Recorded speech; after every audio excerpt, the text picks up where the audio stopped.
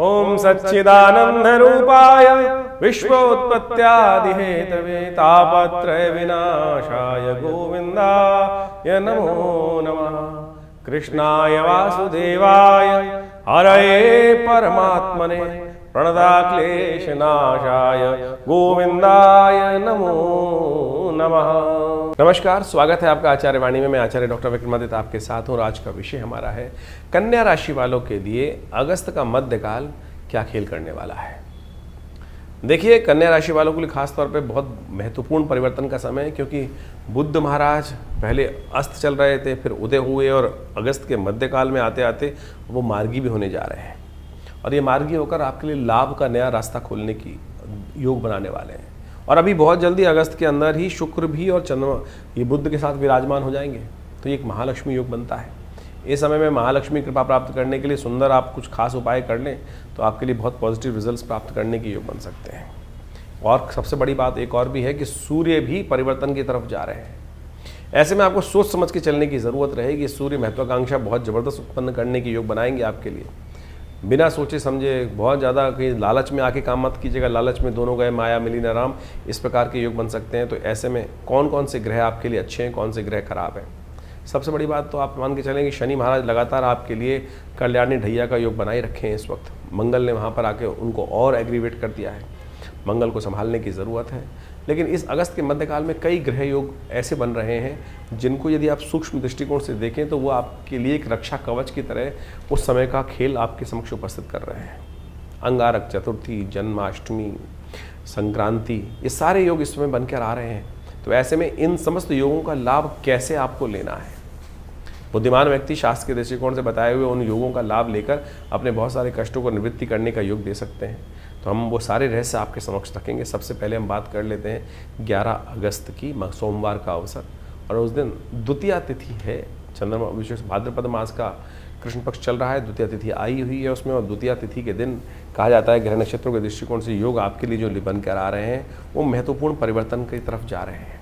बुध मार्गी हो जाएंगे और बुध मार्गी होकर आपके लाभ के रास्तों को खोलने के अच्छे रास्ते बनाएंगे। परिवार को एक रखने का आपको प्रयास करना चाहिए, नहीं तो द्वंद्वात्मक स्थिति कहीं ना कहीं कुछ परेशान करने की योग दे सकती है। कन्या राशि वालों को खासतौर पर ध्यान रखने की ज़रूरत है। शनि महाराज उनके सामने चल रहे हैं। शनि बिल्कुल सामने चलते हैं तो कई बार बने बनाए काम को गज केसरी योग बनकर तैयार है, लेकिन शनि लठ लेके सामने बैठे हुए हैं तो उनको ठीक करने की ज़रूरत है। हो सके तो दूध का दान करें, भगवान शिव का महामृत्युंजय मंत्र का जप करें, वो आपके लिए अच्छा रहेगा। बात कर लेते हैं 12 तारीख की 12 अगस्त को मंगलवार का दिन तृतीया तिथि पड़ रही है। और उस दिन ग्रहों का परिवर्तन का योग जो बना आपके लिए वो बहुत किस प्रकार का योग देगा वो आपको समझना चाहिए। ऐसे में ग्रहों का योगायोग जो आपकी राशि में बन रहा है वो कहीं ना कहीं बहुत पॉजिटिव रहेगा। नया इंट्यूशन आपके मनोमस्तिष्क को घेरता दिखाई दे रहा है। शनि के साथ, अंतःकरण के साथ मन का योग जो हो रहा है वो आपके लिए एक नई शक्ति को देगा।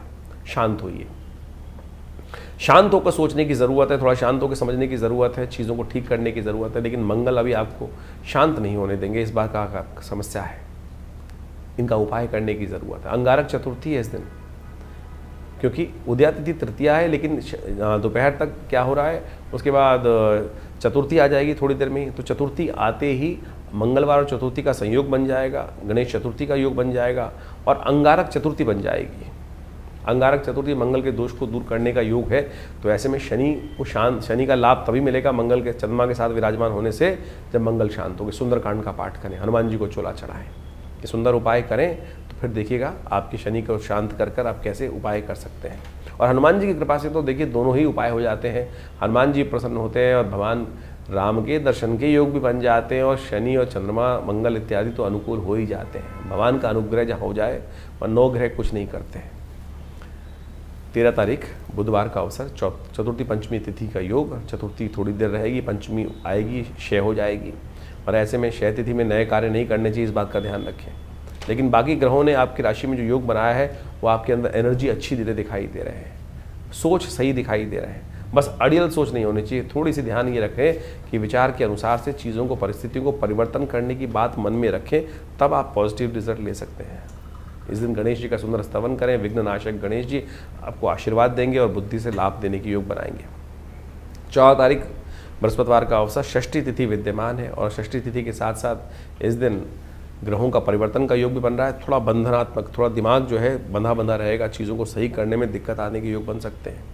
इसके लिए थोड़ा सा आपको ध्यान करने की ज़रूरत है। हो सके तो विशेष तौर पे सही दिशा निर्देशन, गुरु का सानिध्य प्राप्त करने का प्रयास करें, बुद्धिमान लोगों का सानिध्य प्राप्त करने का प्रयास करें, केसर का तिलक करें, बृहस्पति की शक्ति को जगाने का प्रयास करें, तब आपके लिए अच्छा रहेगा।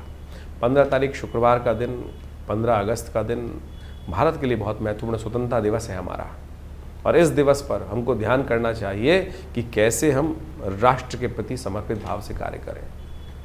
भगवान राम जो हमारे देश के आदर्श हैं, हमारी संस्कृति के आदर्श हैं, समाताम सनातन के एक अद्भुत इस प्रकार का एक स्तंभ है कि जिनका अनुसरण कर कर जीवन में सत्य को प्राप्त करने का योग बनता है। उन्होंने कहा जननी जन्मभूमिश्च स्वर्गादि अपि गरीयसी। इस बात का ध्यान रखें कि जननी को भगवान से भी ऊपर कोई चीज़ है तो ये जन्मभूमि है, उसके प्रति हम ध्यान रखें। आज देश के अंदर हम स्वार्थी हो गए हैं, हम राष्ट्र का नहीं सोचते हैं। हर व्यक्ति, अब मैं आपका तो नहीं कह रहा हूँ मैं, लेकिन अधिकतर जो दिखाई देता है 99% लोग जो हैं वो अपना स्वांता सुखाए की तरफ जा रहे हैं। पर ऐसे राष्ट्र की गति जो हमको बनानी है, आगे बढ़ाना है, वो कहाँ बढ़ पाएगा। तो समझें, उस आज़ादी की जो सांस हमें मिली है उन योद्धाओं से मिली है जो फांसी का फंदा तक चूम गए। क्या उन्होंने सोचा था कि इस प्रकार की स्थिति बनेगी? तो आज कोशिश ये करें राष्ट्र की सर्वोपरि की भावना को सबसे सर्वोपरि रखते हुए कार्य करने का हम प्रयास करें। ग्रहों का योग आपके लिए क्या कह रहा है वो भी आप समझ लीजिए। भद्रा का योग है इस दिन दोपहर को 1 बजे तक, तो नए कार्यों को आरंभ करने से बचना चाहिए। ग्रहों के दृष्टिकोण से थोड़ा मन और मस्तिष्क में थोड़ा सा कहीं ना कहीं नुकसान होने का योग बनता दिखाई दे रहा है। थोड़ा विचारों को पॉजिटिव रखने का प्रयास कीजिएगा तो अच्छा रहेगा। थोड़ा मन कहीं ना कहीं संसार के दृष्टिकोण से वीतरागी हो सकता है, थोड़ा सा लोगों की हीन भावना आपको कहीं ना कहीं अंतर तक तोड़ सकती है, ऐसा योग बनता दिखाई दे रहा है। तो वीतरागिता ना लाए, संसार ऐसा ही है, स्वार्थी ऐसे चलता रहेगा। तो आप अपने कर्म को ठीक करने का प्रयास करेंगे तो अच्छा रहेगा। ईश्वर्य प्राप्त करने के लिए, सुख प्राप्त करने के लिए इस दिन गौ सेवा अवश्य करनी चाहिए, वो आपके लिए अच्छी रहेगी। 16 तारीख शनिवार का अवसर, जन्माष्टमी का सुंदर योग बन रहा है, और ये जन्माष्टमी जो है विशेष तौर पर आपको समझे कई कल्याणकारी योग लेकर आई है आपके लिए। ये जन्माष्टमी शनिवार को आई है, और आपकी राशि के दृष्टिकोण से इस वक्त शनि महाराज आपके लिए जो ढैया बना रहे हैं, कल्याण ढैया, वो कहीं ना कहीं बहुत दुख देने के योग बना रही है आपके लिए। कन्या राशि वालों, कन्या राशि वाले लिख के भेजते हैं, कई बार हम पढ़ते हैं कि महाराज बहुत दिक्कत है। वो इसलिए दिक्कत है क्योंकि शनि हमारे बैंक अकाउंट खाली है पुण्यों का। अगर बैंक अकाउंट भरा हो ना पुण्यों के अकाउंट से, बैंक बैलेंस नहीं बोल रहा हूँ मैं आपको, पुण्यों का बैलेंस, तो कब शनि के खराब इफेक्ट आया, ग्रहों का खराब इफेक्ट कब निकल जाए, और वो पुण्य अकाउंट बढ़ेगा शुभ कर्मों से। हमारे शुभ कर्म कम हो जाते हैं, इसलिए हम इन ग्रहों के नेगेटिव प्रभाव में फंस जाते हैं। बहुत सारे लोग हमने देखे होंगे कहते हैं जी कब कौन से कहाँ इनके ऊपर आ रही है, उनका जो पुण्यों का अकाउंट कहीं ना कहीं, चाहे पूर्व अर्जित कर्म कहीं ना कहीं एक छोटे से पुण्य से कष्ट से निवृत्ति का योग बन जाता है। वो दिन है ये आज जन्माष्टमी का दिन। इसलिए कहा जाता है जन्माष्टमी के दिन व्रत रखें, भगवान का नाम का संकीर्तन करें। इस बार तो जन्माष्टमी शुद्ध रूप से आई है, बहुत सारा भेद होता है, कुछ लड़ते रहते हैं कि आज नहीं है कल है। इस बार तो कम से कम एक निराकरण तो है कि शुभ तिथि एक ही दिन पड़ रही है, तो इस शुभ योग का लाभ लेने का समय है। 16 अगस्त को इस बार जन्माष्टमी का सुंदर योग बन रहा है, और जन्माष्टमी का योग ग्रहों के दृष्टिकोण से इस बार सबके लिए, स्मार्ट वैष्णव सब लोग शनिवार को, कोई मतभेद नहीं रहेगा। आमतौर पे बहुत सारे मतानुसार कई बार मतभेद उत्पन्न हो जाते हैं कि हम हमारे आचार्यों के अनुसार से इस योग में माना जाए, इस योग में माना जाए। लेकिन इस बार यदि पंचांग को देखा जाए तो बहुत सारे द्वंद्वों को करने की ज़रूरत ही नहीं है। अष्टमी उदया तिथि के रूप में विराजमान है 16 तारीख को, और उसके साथ साथ सुबह रात्रि के समय जिस वक्त भगवान का जन्म माना जाता है उस समय वृषभ लग्न भी उपस्थित हो ही जाएगी, और साथ साथ चंद्रमा भी विशेष तौर पर यदि देखा जाए तो वृषभ राशि में ही उस दिन उच्च के विराजमान होकर रहेंगे। और इसके साथ साथ एक बात, और ग्रहों का योग और भी बड़ा सुंदर ये बन रहा है कि रोहिणी नक्षत्र वो भी रात्रि के अंतिम पहर में जाकर भोर काल से पहले पहले उपस्थित होने के योग बना लेगा, दिल्ली के पंचांग के अनुसार से देखें तो बहुत सारे ग्रहों का योग इसी प्रकार से बन रहा है। तो क्या स्मार्ट, क्या वैष्णव, क्या संप्रदाय, समस्त लोगों के लिए ये सुंदर तिथि है। भगवान सुंदर का अभिषेक करें, भगवान का विशेष तौर पर पूजन करें। ओम नमो भगवते वासुदेवाय पुरुष सूक्त के द्वारा भगवान को सुंदर रूप से स्नान कराएं और उनका पूजन करें। षोडश विधि के अनुसार से षोडश जो हमारे पूजा पाठ के तरीके हैं उन सब के द्वारा सहस्रसी रेखा पुरुखा सहस्राक्ष सहस्रपात सभो में गंग सर्वात्मत्वात्रोतिष्ठ, इसी के द्वारा भगवान का अभिषेक दूध से, दही से, समझ पंचामृत से भगवान का अभिषेक कराकर भगवान को वस्त्र अलंकृत करते हुए सुंदर रूप से भगवान का स्तवन करना। कहा जाता है कि आप कुछ और करें ना करें, कम से कम भगवान की जन्माष्टमी के अवसर पर भाद्रपद मास के कृष्ण पक्ष की अष्टमी के दिन अवश्य उपवास रखें। उपवास रख के भगवान का सुंदर रूप से संकीर्तन करें, पूजन करें, भगवान का अभिषेक करें, हरिनाम का संकीर्तन करें, और केवल इसी से आपके अनेक जन्मों के कष्ट जो हैं वो कट जाते हैं। उपवास रखिए। उपवास का मतलब केवल भूख हड़ताल नहीं होता है। आजकल बहुत सारी समस्याएं क्या हो गई, उपवास लोग करने की जहाँ बात की जाती है तो खाना पीना छोड़कर बैठ जाते हैं। उपवास का मतलब कतई भूख हड़ताल नहीं है। व्रत का मतलब कुछ और है। व्रत का मतलब तो विशेष तौर पर कुछ लोगों ने ऐसा बना दिया कि भैया आज भोजन नहीं करेंगे। मुझे वो बताइए, मैं सीधी तरह से उपवास करनी बहुत अच्छी, व्रत करना एक बहुत बढ़िया सिद्धांत है। खाना भी ना खाएं तो ठीक है, विश्राम मिलना चाहिए। लेकिन एक बात, छोटी सी बात समझने की आवश्यकता है। आपका बच्चा यदि सुबह से लेकर शाम तक कोई बात कर रहा हो, आप ये चाहिए, पिताजी ये चाहिए, माताजी ये चाहिए, और सुबह से लेकर दोपहर तक, रात तक खाना ना खाए, तो मुझे एक बार बताएं, क्या माता पिता प्रसन्न होंगे? या माता पिता विशेष तौर पर उनका खून नहीं चलेगा कि बच्चा खाना नहीं खा रहा है, और भगवान आपके माँ बाप प्रसन्नता से अपने जीवन यापन कर पाएंगे? नहीं कर पाएंगे। तो शास्त्र में कुछ भ्रांतियां उत्पन्न हो गई हैं। लोगों ने भूख हड़ताल को व्रत मान लिया है। व्रत का वास्तविक अर्थ जो है वो है उपवास। वास का मतलब है रहना, उप यानी जहां से हो, जहां रह रहे हो वहां से हटने का प्रयास करो, कहीं और वास करो, वहां से अपने आप को उठाओ और प्रभु के सानिध्य में जाकर वास करने का प्रयास करो। शांति से प्रभु का स्मरण करो, सात्विकता के साथ रहो, प्रभु के श्री चरणों में निवास करो, तब तो व्रत हुआ, तभी तब तो उपवास हुआ। नहीं तो केवल भूख हड़ताल हुई, नहीं तो जिद हो गई। आपको खाली ना खाना, खाना ना खाना भी एक प्रकार से उपव्रत कहा जा सकता है। लेकिन कुछ कालांतर में ऐसी भ्रांति उत्पन्न हो गई है बहुत सारी चीज़ों ने कि भूख हड़ताल, पेट को कुछ नहीं देना, उसी को हम व्रत मान के बैठ गए हैं। लेकिन और उस दिन एक समझे कि जिस दिन खाना नहीं खाया, कुछ नहीं किया, उस दिन क्या होगा, और बाहर की चीज़ सब खा लेंगे। कुट्टू के आटे से लेकर पता नहीं क्या क्या, पकौड़ी, चाट पकौड़ी इत्यादि समस्त खाने की व्यवस्था बना लेंगे। तो फिर वो क्या हुआ, फिर तो वो कुछ और ही हो गया ना। इस व्रत में हरिनाम का संकीर्तन, जागरण, भगवान के नाम का जप, भगवान के क्रियाकलाप जो हैं उनकी कथाएं पढ़ना, उनकी कथा सुनना, उनके मंत्र का जप करना, दान पुण्य करना, सात्विकता का से जीवन निर्वाह करने का प्रयास करना, और विशेष तौर पर मनसा वाचा कर्मणा प्रभु के नाम का संकीर्तन करना, ये तो हुआ उपवास। तो अब आप देख लीजिए आप क्या कर रहे हैं। तो परमात्मा की कृपा प्राप्त करने के लिए फिर कहते हैं लोग संकट नहीं हरे, कष्ट नहीं हरे। तो ऐसे में कष्ट कहाँ हरेंगे? तो इसलिए इस बात को समझें कि इस जन्माष्टमी पर हम भगवान का षोडशोपचार पूजन करें।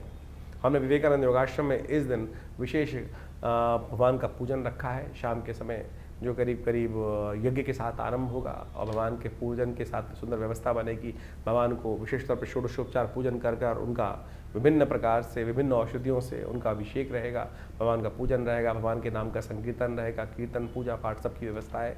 आप अवश्य भगवान के नाम के संकीर्तन में उस दिन पधारें। आश्रम पे, विवेकानंद योग आश्रम में प्रभु की कृपा से सुंदर कल्याण का अवसर बनेगा। भगवान के नाम का संकीर्तन कर कर हमारे इस आश्रम पे, जिसमें पिछले करीब आप मान के चलें 50-60 सालों से नित्यपति 8 घंटे यज्ञ होता है। माँ भगवती का सुंदर शिव विग्रह, इस दिन भगवती दुर्गा का भी प्राकट्य उत्सव है। आप महामाया जी का भी प्राकट्य उत्सव माना जाता है, जो भगवान कृष्ण के साथ ही उत्पन्न हुई थी। भगवती दुर्गा की उपासना इस दिन विशेष तौर पर की जानी चाहिए, और भगवती दुर्गा के साथ साथ भगवान कृष्ण की सुंदर उपासना कर कर इस संसार में शांति स्थापित करने के लिए, कष्टों को निवारण करने के लिए, बिना भगवती की, बिना शक्ति की उपासना किए बिना भगवान की कृपा नहीं होती। तो इसलिए सुंदर रूप से आप अपने कार्यक्रमों में, यज्ञ में सम्मिलित हों। भगवान के नाम के संकीर्तन में हम विशेष रूप से कार्यक्रम रख रहे हैं, तो आप अवश्य अपना स्थान आरक्षित कर कर इस कार्यक्रम में सम्मिलित हो सकते हैं। तो जन्माष्टमी के दिन कन्या राशि वालों, आप खास तौर पर भगवान की सुंदर उपासना करने का प्रयास करें। आपकी राशि के दृष्टिकोण से पंचामृत बनाएं, तुलसी दल उसमें डालें, और सुंदर रूप से केसर युक्त, तुलसी दल युक्त, चंदन युक्त, कपूर कचरी युक्त पंचामृत बना के गंगा जल के साथ शंख से भगवान का अभिषेक करते हुए भगवान को वो जल अर्पित करने का प्रयास करें। दूध, दही, मीठा, शहद, इन सब चीज़ों को मिलाकर, घी इत्यादि मिलाकर पंचामृत बनाएं और उससे केसर युक्त पंचामृत का भगवान को अभिषेक करें। वो फिर चरणामृत ग्रहण करने का प्रयास करें, जिसमें कहा जाता है अकाल मृत्युहरणम सर्वव्याधि विनाशनम विष्णु पादोत्कम पित्वा पुनर्जन्म न विद्यते। अवश्य इसको ग्रहण करने का प्रयास करें। ईश्वरी कृपा से कष्ट निवृत्ति का योग बनेंगे। देखिए, शनि को मनाने के लिए कुछ खास उपाय अवश्य कीजिएगा।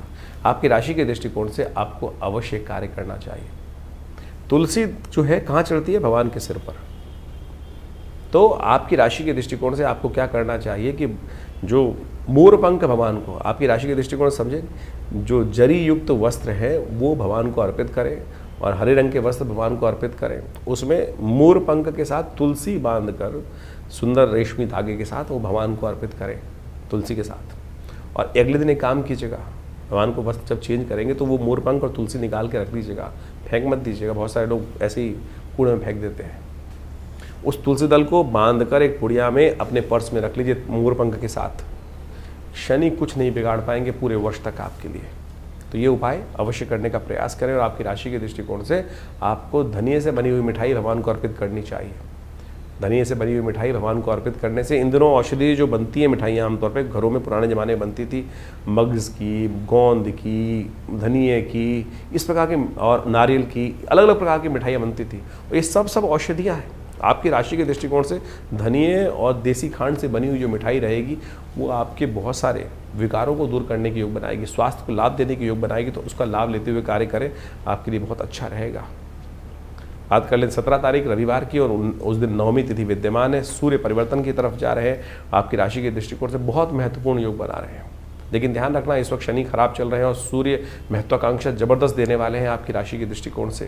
और ये पूरा एक महीना सूर्य का जो परिवर्तन का योग बन रहा है रविवार के दिन, हृदय नाम के योग के समय में, ये बहुत महत्वपूर्ण है। ऐसे में जो लोग बहुत थोड़ा सा रिस्क वाला काम करते हैं उनको बहुत सावधानी के साथ, आपको ऐसा होगा मनोमस्तिष्क में कि हवाई में बहुत कुछ दिखाई देगा कि मैं ये कर लेता हूँ, ये कुछ लाभ प्राप्ति के योग बन जाएंगे। लेकिन ध्यान रखना, हल्के सी गलती कदम कहीं ना कहीं नुकसान कराने के योग बना सकते हैं। तो ये पूरा महीना बहुत ज़्यादा जो रास्ता है पथरीला है। इसमें बहुत सोच समझ के काम करने की ज़रूरत है। जो शेयर में, सट्टे में, किसी प्रकार के रिस्क वाले काम करते हैं उनको तो बहुत सावधान रहना चाहिए। उम्मीद में बड़ा नुकसान ना हो जाए, इस बात का ध्यान रखते हुए कार्य करना है। नित्यप्रति भगवान सूर्य को अर्घ्य दें, गायत्री का मंत्र स्तवन करते हुए, बुद्धि की देवी गायत्री का स्तवन करते हुए, जी हाँ, जो मंत्र है उसका मानसिक तौर पर स्तवन करें। और हो सके तो एक तांबे के लोटे में पीले पुष्प के साथ रोली लेकर भगवान को नित्यप्रति अर्घ्य दीजिएगा। कन्या राशि वालों, बहुत ज़रूरी है आपकी राशि के दृष्टिकोण से ये सूर्य का परिवर्तन आपके लिए। और एक काम और करें, आपकी राशि के दृष्टिकोण से आप भगवान को ऐसे में काम करें कि छाते का दान करना चाहिए, और हो सके तो अन्न, सतनाजे का दान अवश्य करने का प्रयास करें। इस बार संक्रांति जो है भारत के पंचांग के अनुसार से देखें तो रात्रि में पड़ रही है, करीब 2 बजे के आसपास। तो संक्रांति का पुण्य अगले दिन रहेगा। तो छाता, बरसाती और चप्पल इत्यादि ये सब चीज़ों का दान और सतनाजे का दान ये करना आपके लिए बड़ा श्रेष्ठ है। तो इसको करने का प्रयास कीजिए। इससे भगवान सूर्य प्रसन्न होकर उनके बहुत से कष्ट, आपके जो ग्रह योग परिवर्तन के योग अवश्य बनेगा आपके लिए। 18 तारीख सोमवार का अवसर, दशमी तिथि विद्यमान है और आपकी राशि में बहुत महत्वपूर्ण योग बनकर तैयार है, जो आपके लिए कई मामलों में लाभ देने के योग बना रहा है। जितने कदम चलोगे उतनी सफलता मिलने के योग आपकी राशि बनते दिखाई दे रहे हैं। नए कार्यों को करने से बचना चाहिए, क्योंकि इस दिन पंचांग के अनुसार से भद्रा का योग बन रहा है, जो खासतौर पर सुबह 6:30 बजे से लेकर शाम के 5:30 बजे तक रहेगा। तो मुहूर्त होते हुए भी नए कार्यों से बचना चाहिए। गजकेसरी योग बना हुआ है, चलते हुए रूटीन कामों में कई मामलों में आपको पॉजिटिव रिजल्ट्स बनने के योग बनेंगे। 19 तारीख मंगलवार का योग बन रहा है। ग्रह आपके लिए कम से कम 70% अच्छा योग बनाते दिखाई दे रहे हैं। तो ऐसे में आपको मेहनत से भागना नहीं चाहिए। मेहनत से भागोगे तो देखो, आपके ग्रह योग इस वक्त ऐसा योग बना रहे हैं, तो खासतौर पर शुक्र बृहस्पति के साथ चंद्रमा युक्त होकर आपकी राशि में बैठा है। थोड़ा जो बुजुर्ग लोग हैं उनको स्वास्थ्य का ध्यान रखने की ज़रूरत है। बहुत ज़्यादा इमोशनली एग्रेसिव नहीं होना चाहिए, वो नुकसान पड़ सकता है। अजय एकादशी है। इस दिन कहा जाता है कि जो भाद्रपद मास की कृष्ण पक्ष की एकादशी होती है वो अजय एकादशी के रूप में जानी जाती है, कृष्ण एकादशी के रूप में जानी जाती है। ऐसे में कहा जाता है कि पूर्व जन्मों में किए हुए जो गलत कार्य हैं उनसे भी आपका पिंड छूट सकता है। तो इस दिन विष्णु सहस्त्र नाम का पाठ करना चाहिए, भगवान विष्णु की उपासना करनी चाहिए, वो आपके लिए श्रेष्ठ रहेगी। 20 तारीख बुधवार का दिन, और इस दिन द्वादशी तिथि विद्यमान है और ग्रहों का परिवर्तन का योग बन रहा है। ग्रह परिवर्तन की तरफ जाएंगे, वो आपके लिए कहीं ना कहीं पॉजिटिव रिजल्ट लाने के योग बनाते दिखाई दे रहे हैं। और ऐसे में इस दिन गोवत्स द्वादशी भी है और साथ साथ बुध प्रदोष भी है। बहुत जल्दी बुध के साथ शुक्र जुड़ने वाले हैं, लाभ के स्थान में जुड़ने वाले हैं। महालक्ष्मी योग का योग बन के तैयार होने वाला है। चंद्रमा पहुंच गए हैं, शुक्र बहुत तेज गति से वहां आते दिखाई देंगे अभी, और इसका लाभ आपको मिले तो इसके लिए इससे पहले बुध प्रदोष का योग बन गया है। हो सके तो शाम के समय आपकी राशि के दृष्टिकोण से बड़ा अच्छा रहेगा कि भगवान को इच्छू रस से, गन्ने के रस से अभिषेक करें और गाय के बछड़े को गुड़ खिलाएं इस दिन। ये आपके लिए दोनों कल्याणकारी उपाय हैं, इनको करिए। बहुत जल्दी ईश्वर की कृपा से आपके किए हुए पुण्यों से आपको पॉजिटिव रिजल्ट प्राप्त करने के योग बनेंगे। तो ग्रहों का योगा योग आपने समझा। इस वक्त भाद्रपद का महीना चल रहा है और भाद्रपद के महीने में जो ग्रहों का योगा योग परिवर्तन का योग बनाएगा वो तो आपके समक्ष है ही है, लेकिन एक विशेष योग बन रहा है कि इस भाद्रपद में 5 रविवार का योग बन रहा है। और इस बार राजा भी सूर्य ही हैं, पूरे जो विश्व के राजा है, संवत के राजा हैं। और उसके दृष्टिकोण से यदि ग्रहगण प्रभाव देखा जाए तो इस बार पूरे विश्व में अच्छी खासी वृष्टि के योग बन रहे हैं, और वो इतनी ज़्यादा हो गई है, कई जगह लोग परेशान भी हो गए, त्रस्त भी हो गए हैं। और इस बार 5 रविवार का योग भाद्रपद में जो दिखा रहा है वो वास्तविक तौर पर एक बात को भी इंगित करता है कि जो इस वक्त भयावह पूरे विश्व में पानी की त्रासदी चल रही है, अतिवृष्टि होने के योग बन गए हैं, उससे कहीं ना कहीं अब कुछ ना कुछ रास्ता, बचाव का रास्ता बनता भी दिखाई देगा। लेकिन ये कहीं ना कहीं प्रकार से जो भाद्रपद महीने में यदि 5 रविवार पड़ जाए तो एक बात कही जाती है, युद्ध की आशंका, युद्ध की अफवाहें, कहीं ना कहीं मतभेद बहुत ज़्यादा कहीं ना कहीं संसार में बढ़ जाते हैं और कहीं ना कहीं आपस में मनभेद भी होने लगते हैं। इस वक्त विश्व में जिस प्रकार से जो योगा योग बन रहा है वो कहीं ना कहीं आपदाओं का संकेत भी देता दिखाई दे रहा है। और ऐसे में जो अन्न इत्यादि के संबंध में जो कार्य करते हैं उनको भी थोड़ा सावधान रहना चाहिए। तेजी का माहौल बनता दिखाई दे रहा है। विभिन्न अन्न के क्षेत्र जितने भी हैं, खाद्य पदार्थ जितने हैं, गेहूँ इत्यादि, चावल इत्यादि और बहुत सारी और भी जितनी चीज़ें हैं, उन सब में कहीं ना कहीं जो अतिवृष्टि के कारण से जो योग बनते दिखाई दे रहे हैं वो कहीं ना कहीं महंगाई को बढ़ाने की तरफ योग बनाते दिखाई दे रहे हैं। ऐसे में आपकी राशि के दृष्टिकोण से जो योग बन रहे हैं वो आपने अच्छे समझें। ग्रहों के प्रभाव को जितने जल्दी हम समझ लें और उसके अनुसार से अपने जीवन में सही रास्ता पकड़ लें, ये ज्योतिष का चमत्कारिक प्रभाव है। देखिए, जो सूर्य है वो हर एक स्थिति में एक सही निकलता है, लेकिन हर व्यक्ति पर उसका प्रभाव अलग अलग होता है। ग्रहों का ये परिवर्तन जो योग बनाते हैं, इन सब का प्रभाव सूक्ष्म दृष्टिकोण से हर व्यक्ति को समझ में आना चाहिए। ज्योतिष के दृष्टिकोण से बड़ा सूक्ष्म अन्वेषण है। आपकी जन्मपत्री, आपका जो भाग्य है वो हर व्यक्ति का अलग है। कहीं ना कहीं उस भाग्य पर किस प्रकार का योग बनेगा, ग्रहों का परिवर्तन क्या प्रभाव डालेगा, हर व्यक्ति पर अलग प्रभाव डालता है। एक ही क्षेत्र में रहने वाले, एक ही घर में रहने वाले, यदि हम देखें कि क्या परिवर्तन एक जैसा ही होगा सबके लिए, नहीं, बिल्कुल नहीं होगा। किसी के लिए अच्छा, किसी के खराब। एक ही घर में रहने वाले जो 8, 5, 6 जातक हैं, उन सब पर भी ग्रहों का प्रभाव अलग अलग होता है। तो ऐसे में उस परिवर्तन का प्रभाव आपके ऊपर क्या हो रहा है, राशि के दृष्टिकोण से तो आप समझ ही रहे हैं, लेकिन आपकी जन्मपत्री, आपका जन्म समय, आपका भाग्य बिल्कुल बहुत सारी चीज़ों को बताने में रास्ता बता सकता है। तो ज्योतिष विज्ञान बड़ी सूक्ष्म दृष्टिकोण से देखने की चीज़ें हैं और हम बहुत सारी चीज़ों को समझने का प्रयास करते हैं। बड़ा शोध संस्थान चलाते हैं पिछले करीब 50 सालों में। ज्योतिष के संबंध में, अध्यात्म के संबंध में, भारतीय योग विज्ञान के संबंध में हमारे आश्रम में बहुत सारी रिसर्च, बहुत सारा अनुसंधान शोध किया गया। 50 से ऊपर पुस्तकें प्रकाशित की गई हैं। सदगुरु आचार्य श्री केशव देव जी के महाराज के सानिध्य में रहकर हमने बहुत सारे विभिन्न भारत की पराविद्याओं के ऊपर कार्य किया, चाहे वो मंत्र विज्ञान है, चाहे वो यज्ञ विज्ञान है, चाहे वो कर्मकांड है, योग की सहस्त्रों शाखाएं हैं, और उन सब के ऊपर मुद्रा विज्ञान इत्यादि बहुत सारे अलग अलग विषयों के ऊपर बहुत सारा शोध अनुसंधान करके चीज़ों को समझने का हमने प्रयास किया। और आप समझें, ज्योतिष एक ऐसा विषय है कि जिसके द्वारा आप बहुत सारे कार्यों का निदान भी कर सकते हैं, डायग्नोज कर सकते हैं। बीमारियों के संबंध में भी आयुर्वेद के साथ साथ ज्योतिष को साथ साथ चलाया गया था। आज जो समाज में जो आयुर्वेद का या चिकित्सा विज्ञान का भाव है, वहाँ ज्योतिष के एक पार्ट को निग्लेक्ट कर दिया गया है। अरे ज्योतिष पूरी तरह से डायग्नोज पर ही है, आपके ग्रह बदले और वो कहीं ना कहीं कौन सा रोग उत्पन्न करेंगे, किस प्रकार से बीमारी का रास्ता बनाएंगे, ये भी ज्योतिष के अंदर बहुत अच्छे से, अगर समय खराब चल रहा है, किस प्रकार से कौन से मंत्र को जप कर कर, कौन सी मुद्रा का प्रयोग करके, कौन सी औषधि कब आपके लिए अच्छी अनुरूप रहेगी, कौन सी औषधि कब कार्य नहीं करेगी, ये भी ज्योतिष विज्ञान के माध्यम से आप बहुत अच्छे से समझ सकते हैं, कार्यों को कर सकते हैं। हमने इसके ऊपर बहुत अच्छे से चीज़ों को समझने का प्रयास किया। बहुत सारी चीज़ें हम समय समय पर आपके बहुत सारे अपने इन कार्यक्रमों के माध्यम से आपके समक्ष रखते भी आए हैं। तो आप ज्योतिष विज्ञान को सही रूप समझने का प्रयास करें। विडंबनाएं बहुत सारी लोग आपके मन में ऐसे भाव डालने का प्रयास करेंगे कि सब कुछ भी सत्य नहीं है। अरे नहीं, एक एक चीज़ सत्य है, एक एक चीज़ का प्रभाव है, इसको आप समझें। हमारे ऋषि मुनियों ने हजारों लाखों पुस्तकें, लाखों अनुसंधान हमारे समक्ष उपस्थित किए हैं। हर ऋषि, करोड़ों ऋषि हुए आज तक हो चुके हैं, और उन सब ने अपने शोध हमारी भारतीय संस्कृति में जगह जगह बताए हैं, और लोग उसका प्रभाव देखते भी आए। और हमने खुद देखा, बहुत सारे महामृत्युंजय मंत्र इत्यादि बहुत सारे अनुष्ठान जो समय समय पर करते हैं, उनका प्रभाव बहुत प्रत्यक्ष रूप से होता है। चाहे वो जीवन के स्वास्थ्य संबंधी समस्याएं, चाहे वो जीवन की किसी भी पहलू से संबंधित समस्याएं, उसका निदान करने के लिए विभिन्न मंत्रों के माध्यम से, विभिन्न उपायों के माध्यम से, चाहे वो रत्न है, चाहे वो विभिन्न उपाय हैं, चाहे वो दान है, चाहे वो पुण्य है, चाहे वो औषधि है, चाहे वो ध्यान है, इन सबको मार्ग अपना सकते हैं। और तो और मुद्राएं तो अपने आप में चमत्कारिक प्रभाव दिखाती हैं। ये शरीर के जो विभिन्न भागों के द्वारा योग और विभिन्न मुद्राओं का उपयोग किया जाता है। जैसे किसी का बृहस्पति खराब है तो एक ज्ञान मुद्रा का नित्य प्रति अभ्यास करें, देखें, किसी और चीज़ की आवश्यकता ही नहीं पड़ेगी। शनि यदि खराब चल रहा है, शनि का दुष्प्रभाव बहुत ज़्यादा जीवन में हो रहा है, तो यदि नेगेटिव प्रभाव है तो इसको इस मुद्रा के द्वारा, शून्य मुद्रा का उपयोग करते हुए, शनि की मुद्रा का उपयोग करते हुए यदि मंत्र जप किया जाए, कुछ भी उसका नित्य प्रति इस मुद्रा का अभ्यास किया जाए, तो उससे भी बहुत ज़बरदस्त प्रकार से आपकी समस्याओं को ठीक करने में रास्ते मिलते हैं। तो ऐसे बहुत सारी चीज़ें हैं, बहुत सारे मार्ग हैं जिनको आप समझेंगे तो बहुत अच्छे से रास्ता बनता दिखाई देगा, कष्टों को निवारण करने का योग बनता दिखाई देगा। और इन सब चीज़ों को हमें अच्छे से समझ लेना चाहिए।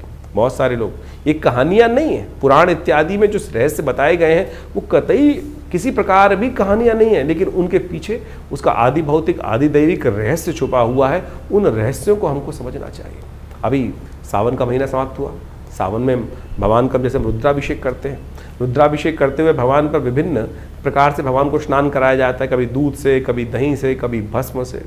भगवान के ऊपर बिलपत्र चढ़ाए जाते हैं, दूर्वा चढ़ाई जाती है, भंग चढ़ाई जाती है, और तो और वो आक के पत्ते चढ़ाए जाते हैं, धतूरे के पत्ते चढ़ाए जाते हैं। यदि इनको वैज्ञानिक तौर पे आप देखने का प्रयास करेंगे तो इन सब के माध्यम से आप समझे, घास को चढ़ाकर भगवान के ऊपर चढ़ाने का कारण क्या है?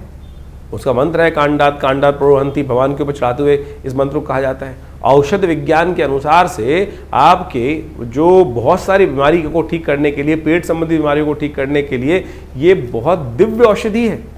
जो घास के ऊपर 3 जो अंकुर, दिरवा अंकुर होते हैं, कहा जाता है गणेश जी एक बार बीमार हो गए थे और ऋषियों ने 108 दूर्वा अंकुर अभिमंत्रित कर कर गणेश जी को दिए, उससे उनको स्वास्थ्य में लाभ प्राप्त हुआ।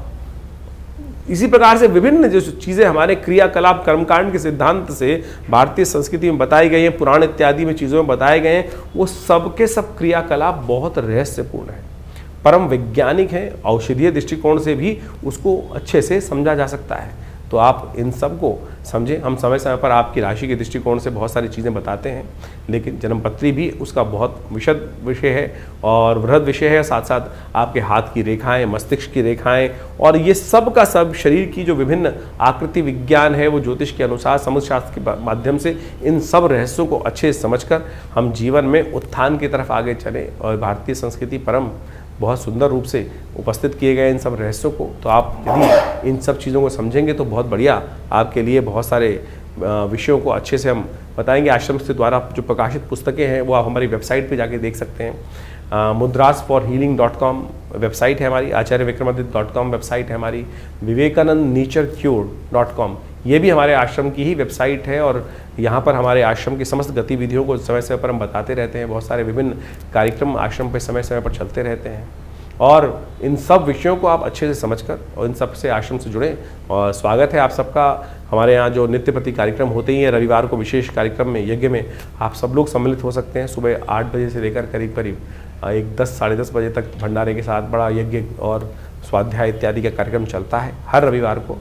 और आप सब अपने विषयों को लेकर आश्रम पे उपस्थित होंगे तो हम अवश्य जो भी भगवान की कृपा से रास्ता बनेगा अवश्य आपके साथ बनाएंगे। जीवन में कल्याण का मार्ग प्रशस्त हो, आप सबको आशीर्वाद, कल्याण हो, भगवान का कृपा आपके साथ हमेशा बनी रहे।